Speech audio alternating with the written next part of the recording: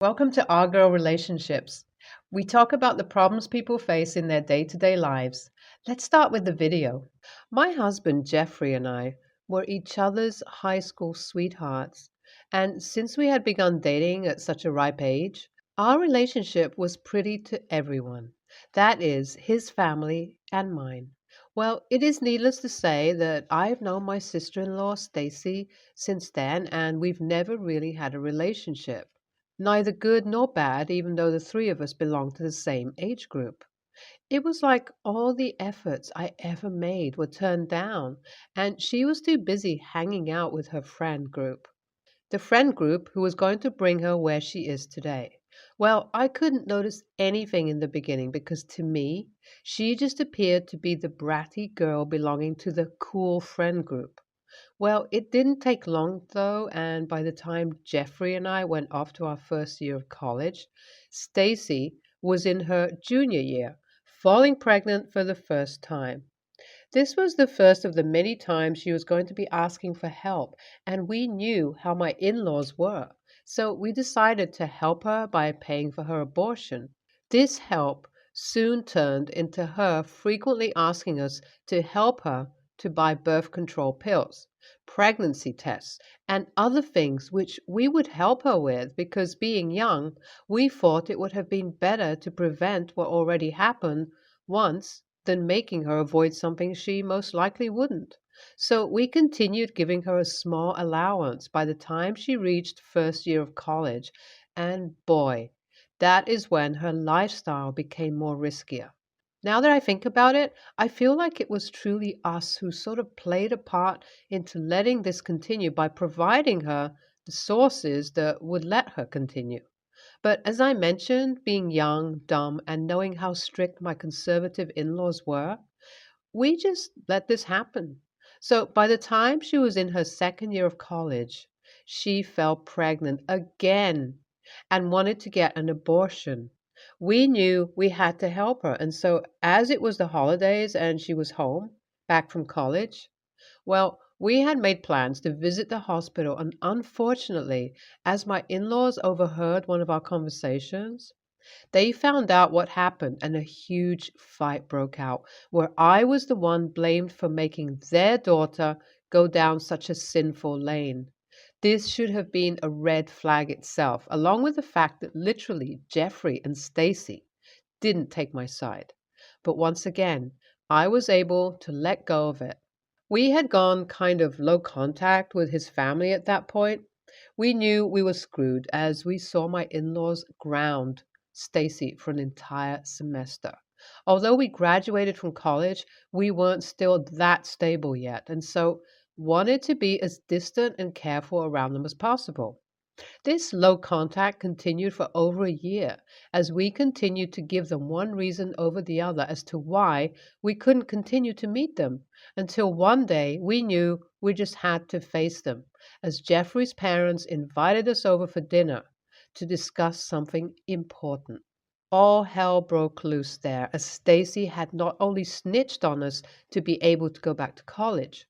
A huge argument broke out and things went out of hand, ending in Jeffrey's parents giving us an ultimatum that either had to get married within 3 months itself or go no contact. After a lot of conversations, Jeffrey and I came to the conclusion that we had to go no contact. We kind of had a timeline of our own relationship, and we just knew that his parents wouldn't accept our decision. So we just stopped speaking to them, and they didn't bother speaking to us. Well, we spent 2 years this way, and it was during this time that Stacy once again contacted us again, apologizing to us and telling us that whatever she did was to get out of the situation. How she wasn't in contact with her parents. We once again let her back in. Big mistake, but I guess at that point she had become like a little sister to me as well, and watching Jeffrey yearn for familial love made me want to give in. Well, it had been around 6 months that we started talking, and it did not take long to drop this bombshell on us. It was a very random day. I was home from work and heard a doorbell ring. As soon as I opened it, I saw Stacy in a complete panic mode, crying hysterically as she explained to me how she was pregnant and didn't know all this time until about a week ago when she gave birth to her son.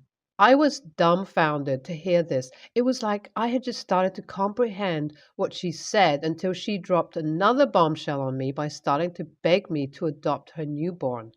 I kept saying no because obviously Jeffrey wasn't here, but Stacy obviously wasn't going to be the one to take no for an answer. I kept telling her how if her parents found out, we would be in big trouble.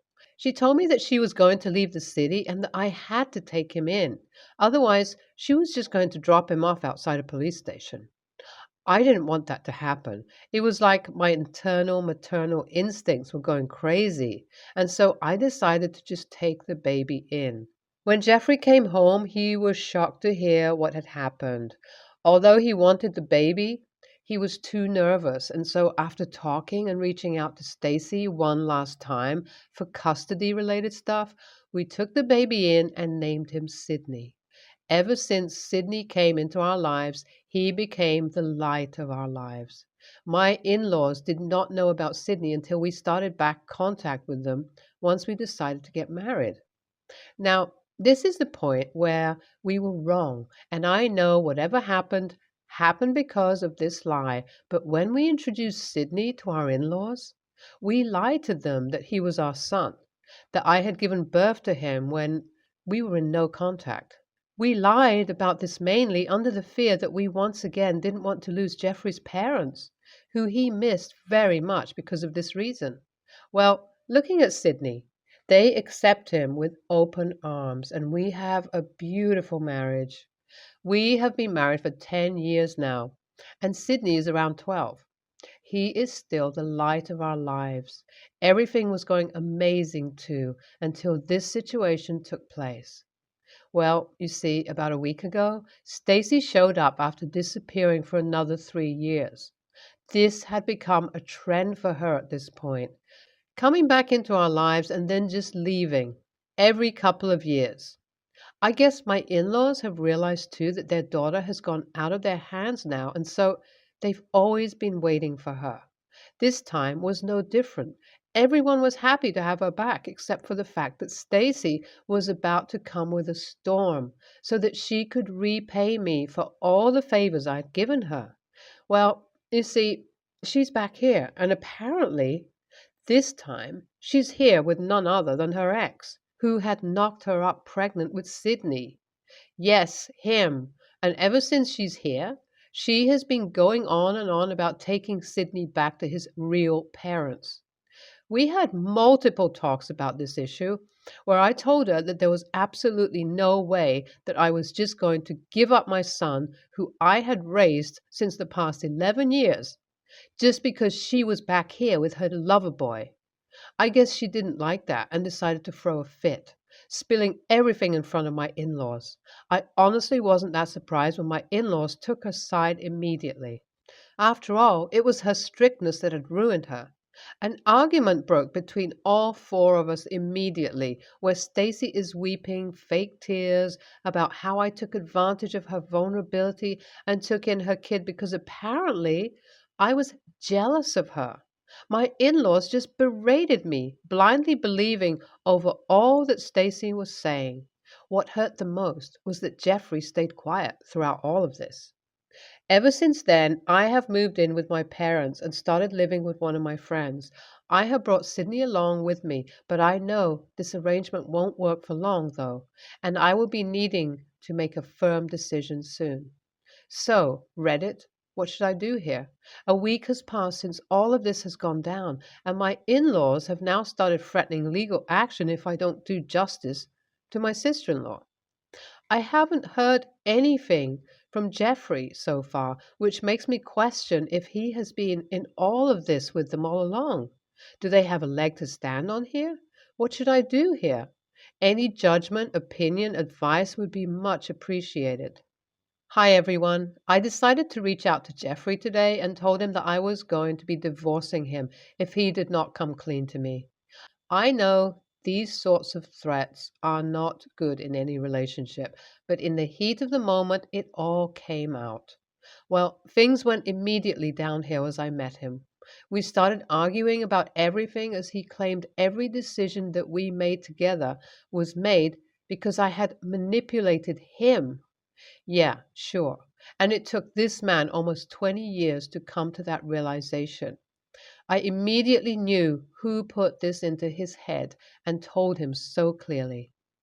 I put everything in place for him, telling him how he was open to go into his mom and sister's arms, but at the expense of our marriage and his relationship with Sydney, because I wasn't going to let him ruin my mental health and definitely not Sydney's.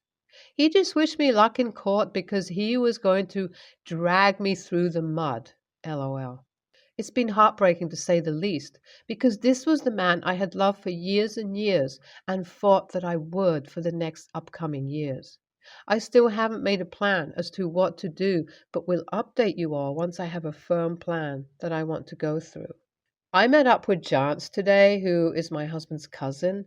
We weren't that close to begin with, and so when she called me up to ask me if she could see me, I was quite surprised and hesitant because I thought she was yet another one of the relatives who wanted to give me crap for everything that went down. Well, that was far from the case because she was like the angel that I so very much needed to guide me. She was the one who sat me down and put the last piece of the puzzle in place. She explained to me why everyone's behavior was turning out the way it was. So, for starters, my in laws wrote their bill recently and were leaving a huge chunk of their inheritance for Sydney. It was going to be in a trust fund, and only me or Jeffrey were going to have access to it. Obviously, this did not fit well with Stacy, who suddenly wanted to become a mother to Sydney. She also took Jeffrey into all of this, telling him how if he gets Sydney's custody, he will get a chunk of his inheritance. Being shocked would be an understatement. It was like my heart broke all over again because it all started hitting me. This all wasn't just a misunderstanding, but was something that Jeffrey did on his own will. This was the moment I had given up the slightest hope I had to consider marriage counseling or anything to fix our relationship. I knew I wanted to go nuclear and immediately booked an appointment with a lawyer. Here's a small update. I know I'm updating after a long time, but I had become so caught up with all this that I didn't have the time to update you all earlier. Well, Jeffrey and I finally divorced, and the best thing about it is the fact that he did not get full custody for Sydney. The reason being that he has lost so much already in alimony. He technically has no place to live on his own. Reason being, I own the house we lived in way before we got married. And he had been spending most of his savings because obviously his loving sister was going to give him money to help him. LOL. As for the trust fund, my in laws have decided to put it under Stacy's name, who ran away immediately after that. I guess this was eye opening enough for Jeffrey that he started trying to contact me to talk. Needless to say, I cut him off completely. I have moved back into my old house along with Sydney and immediately put him into therapy. He's been coping with our divorce decently ever since. This has been hell of a ride as it taught me how much people can change over money, and honestly, I know it is pretty late, but at least it happened. I want to thank you all for your amazing support and advice.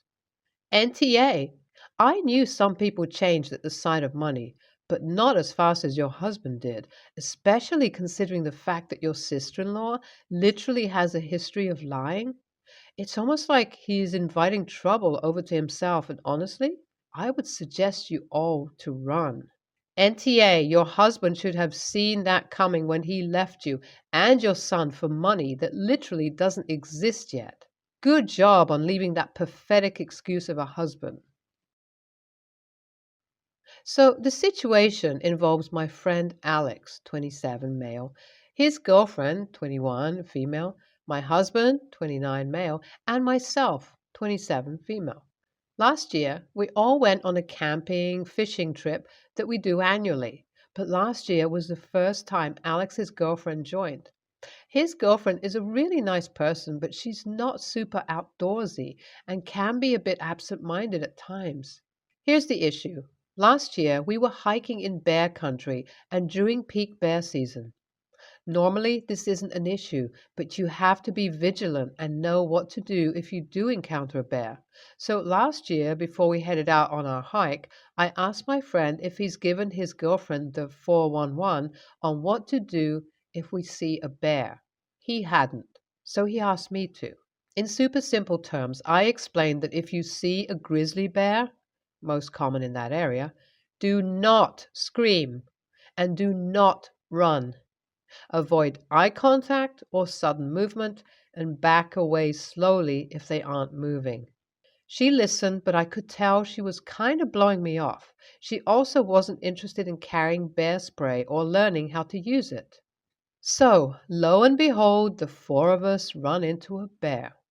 It was after a pretty sharp turn, so we and the bear were all startled. Alex's girlfriend reacts in the worst way imaginable, starts screeching at the top of her lungs and sprinting back down the way we came. The bear started charging, so I deployed the bear spray, which scared it off. We then collected Alex's girlfriend and went back. We pretty much all agreed that if we hadn't had the bear spray, we would have been screwed. My beef is that Alex's girlfriend treated the whole thing like a big joke afterwards. She posted IG stories laughing about the whole thing and has basically shown zero embarrassment or regret over her stupid ass behavior. I didn't say anything at the time, but my husband and I agreed to basically never go anywhere outside the city with her again. Ha ha.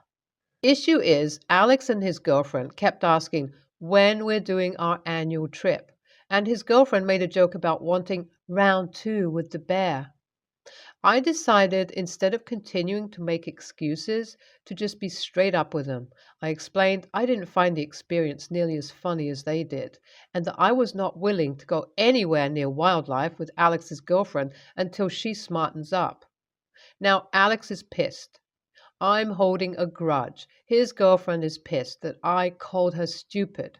And my husband thinks I was rude for telling them the actual reason we aren't willing to go with them this year. AITA here? NTA. She endangered everyone's life and is unapologetic about it. She will likely make the same mistake again, and it may not turn out as well. I think people have a right to know how they screwed up. This means they can do better in future or just ignore it and suffer the consequences. NTA. I hate this weird nonsense about it being rude or a-holery to call out dangerous behavior, especially if it threatens more people's safety than just the idiot committing said behavior. I love to hike, camp, fish, etc. I grew up in the woods because my dad worked for the Boy Scouts and I know woods safety literally like the back of my hand, but I still talk to park rangers before going into unfamiliar territory just to be sure I know all the hazards.